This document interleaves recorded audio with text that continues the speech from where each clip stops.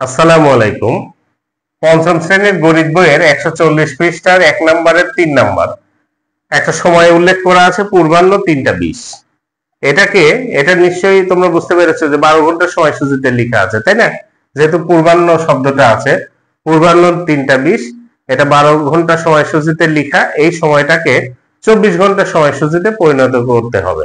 তো তোমরা নিশ্চয়ই জানো যে 24 ঘন্টা সময়সূচিতে পূর্বাহ্ন অর্থাৎ 24 ঘন্টার সময়সূচিতে যদি পূর্বাহ্ন থাকে, 12 ঘন্টার পূর্বাহ্ন সময়টা 24 ঘন্টায় ওইটাই থাকবে, সময় কোনো পরিবর্তন হবে না, শুধু পূর্বাহ্ন শব্দটা উঠে যাবে। আর যদি অপরাহ্ন হয় সেক্ষেত্রে 12 যোগ করতে হয়, তাই না? এখানে যেহেতু বলা আছে পূর্বাহ্ন 3টা 20, তাহলে এই সময়টাই থাকবে। আমরা লিখব অতএব 24 ঘন্টা সময়সূচিতে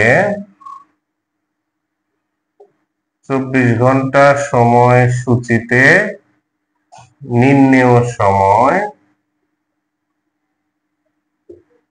নির্ণেয় সময় কত হবে, এটাই থাকবে, তাই না? 3টা 20 লিখতে হবে, শুধু পূর্বাহ্ন শব্দটা উঠে যাবে।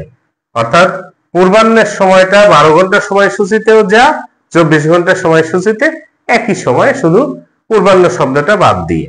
তো এটাই হলো 12 ঘন্টা থেকে 24 ঘন্টায় পরিণত করার নিয়ম। তো ঠিক আছে, ভালো থেকো, আল্লাহ হাফেজ।